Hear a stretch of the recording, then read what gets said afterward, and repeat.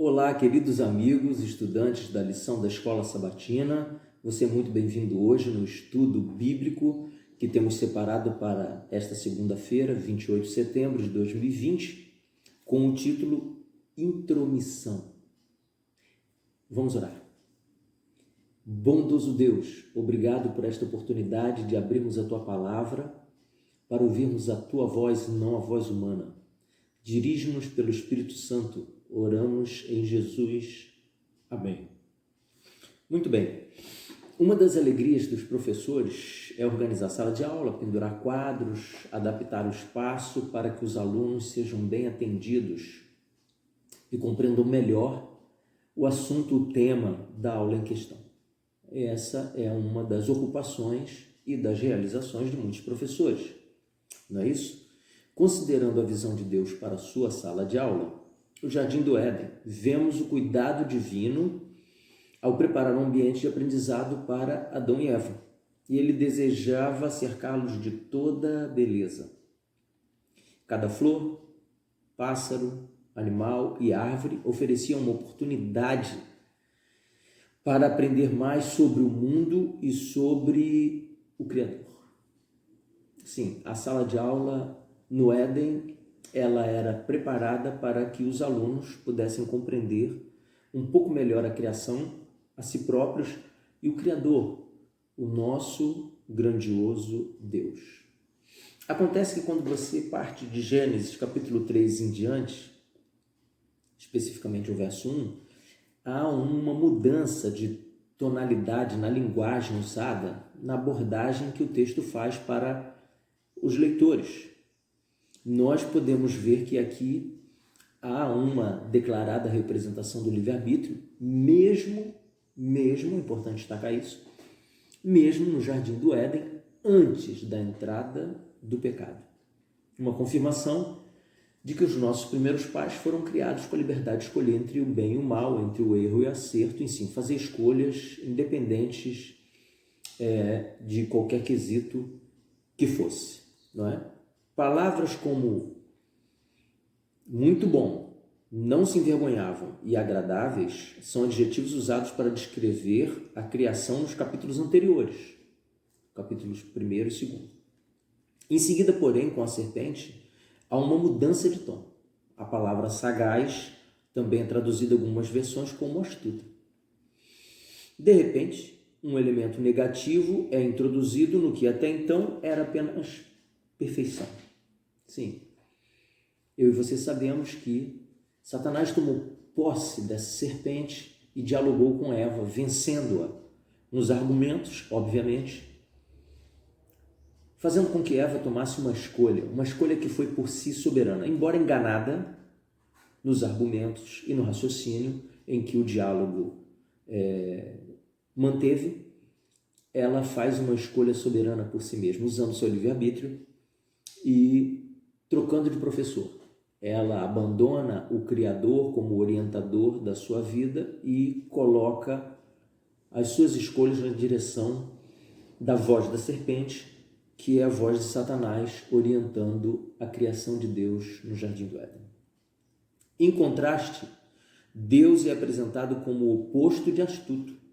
Ele é claro sobre as suas expectativas para o casal. A ordem, Gênesis 2, 16 e 17, mostra que Deus havia estabelecido uma regra a que eles deviam obedecer, não deviam comer da árvore proibida. É mesmo assim até hoje. Nós recebemos uma orientação para não fazer determinada coisa, não ingerir determinado alimento, não frequentar determinado lugar. E balançamos as informações, as orientações, buscamos mais orientações, informações, e então nos julgamos com capacidade suficiente para tomar uma decisão mais madura. Muitas vezes escolhemos o contrário daquilo que Deus nos orientou. Muitas vezes escolhemos o contrário daquilo que os nossos pais, que nos criaram desde o nascimento e que nos amam de maneira acima de qualquer outra média, e então escolhemos diferente deles. Às vezes a esposa orienta, o marido orienta, às vezes o próprio filha orienta os pais também. Pessoas que estão, de alguma maneira, alinhadas com aquilo que é correto, não só dentro da lei dos homens, mas também dentro da lei divina, dentro das orientações divinas, dentro dos escritos bíblicos. Mas a escolha de cada ser humano, é importante fixar isso aqui, a escolha de cada ser humano é soberana. E as consequências também são soberanas para cada ser humano em cada escolha que fazem aqui na Terra. De tudo que podemos extrair dessa história, uma coisa se destaca. Adão e Eva foram criados como seres morais livres, capazes de escolher entre obediência e desobediência. Portanto, desde o início, mesmo no mundo não caído, endossando o que dissemos agora, podemos ver a realidade do livre-arbítrio humano. Em Gênesis 3, de 1 a 6, se você ler aqui, você vê o diálogo entre Eva e a serpente. E eu e você podemos tirar aqui duas lições. Primeiro,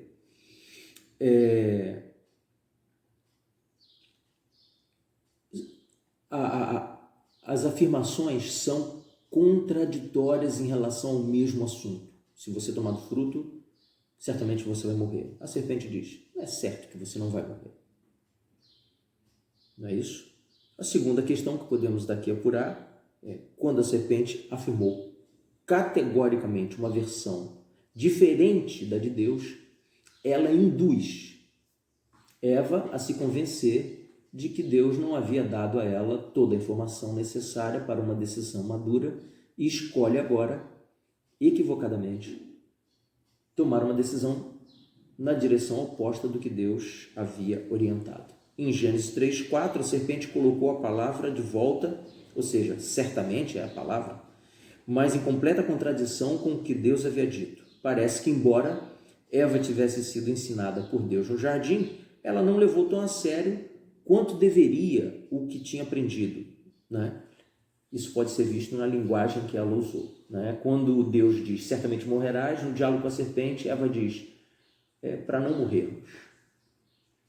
Ela já não é tão firme, tão incisiva, até porque ela está sendo contrariada na sua visão pela serpente e ela sucumbe ao argumento desse diálogo terrível que levou a uma escolha infeliz, não somente para ela, mas para o marido, que ele também faz uma escolha voluntária e soberana para si mesmo e resolve tomar do fruto, e então o pecado se estabelece numa natureza pura e imaculada.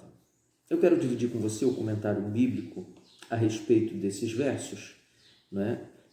A respeito de dois pontos especificamente, né? Você vem com o capítulo 1 e 2, dando um relato muito positivista da criação, e quando você entra no capítulo 3, a primeira palavra que você encontra lá é mais, M-A-S, vírgula, 3 palavrinhas que podem desconstruir tudo ou apresentar um texto a seguir que seja contrário, oposto ou dissonante do texto até então apresentado.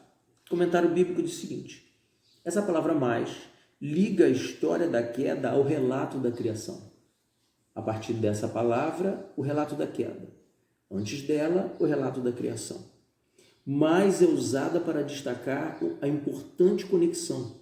Depois de uma criação perfeita, o leitor ingênuo esperaria outra boa história, que ilustrasse o maravilhoso plano de Deus para a humanidade. Mas não é o que acontece, não é? Quando você vê a declaração, não comereis de toda, não é isso que existe no diálogo entre Eva e a serpente? O comentário nos ensina o seguinte: a serpente modificou sutilmente a ordem original e positiva divina, ao torná-la negativa e colocar a ordem no plural. Parece semelhante, mas o significado foi alterado por completo. E é aqui que Eva começa a sucumbir à proposta da serpente e mudar de opinião. Quando um jogo de palavras, muito bem idealizado pela serpente, põe em xeque, em dúvida, a assertativa concreta de Deus em relação à morte de Adão e Eva, caso tomassem do fruto. Não é isso? Ainda assim, um comentário dizendo o seguinte: o primeiro erro de Eva foi começar um diálogo com a serpente. Nenhum outro animal no jardim do Éden falava. Isso deveria ter pelo menos chamado a atenção da mulher para que ela, quem sabe, buscasse o marido, a Deus, e tentasse entender um pouco melhor o que estava acontecendo. É apenas uma sugestão, não é isso? Ela não era capaz de enfrentá-la, imediatamente assumiu uma posição na defensiva.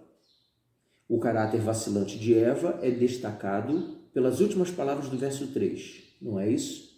Vamos lá no verso 3 do capítulo 3, diz aqui, ó, verso 3. Mas do fruto da árvore que está no meio do jardim, disse Deus, dele não comereis, nem tocareis nele, para que não morrais. Essas são as palavras de Eva. Na verdade, Deus disse, porque se dele tomares, certamente morrereis. Ela já havia dado uma abrandada na assertiva de Deus, uma vez que ela está intimidada pela serpente e não se vê com capacidade para vencê-la no argumento ali.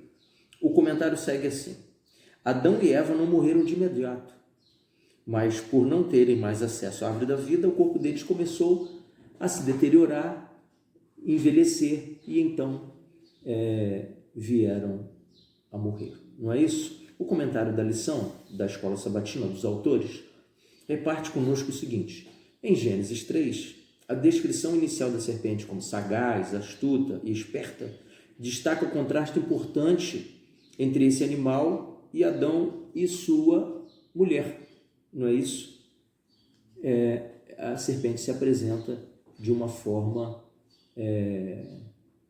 inteligentíssima nos seus argumentos, conhecendo a natureza humana como conhecia. Estamos prestes a ver uma Eva inocente entrar na arena de um enganador experiente e astuto. A mulher e o homem comem o fruto e tudo muda a partir de então. Mas como a serpente fez isso? Como foi capaz de usar 26 palavras, é o que está aqui no comentário, para fazer com que um ser sem pecado, completamente satisfeito, atendido, cuidado, se rebelasse contra um Deus que é puro amor? Como ela fez isso? Sim, Eva fez isso usando a capacidade de mover as palavras de Deus de lugar e impondo de forma muito convincente o seu argumento de que Deus não havia sido 100% honesto com a sua criação. Esse é o estudo para o dia de hoje. Eu e você precisamos meditar nisso. O quanto escolhemos ou não ouvir a voz de Deus e usando o nosso livre-arbítrio, ou seja, somos 100% responsáveis pelas nossas escolhas.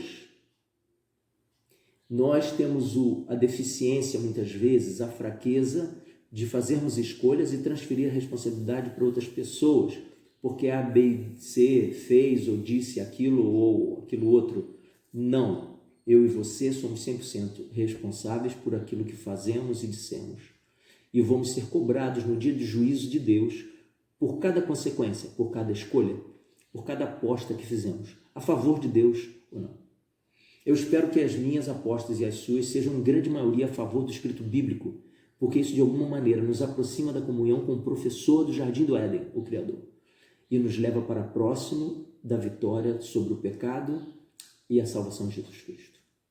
Ficamos por aqui, eu espero vê-lo amanhã. E antes da bênção, convido mais uma vez para você ir ao canal Lições da Bíblia, Davi Santos. Faça a sua inscrição, é um convite. Marque o sininho para você ser notificado do que acontece nesse canal. Curta bastante o vídeo. Curta, que eu digo, é marcando o like, mas assista o vídeo. Avalie, leia o texto bíblico.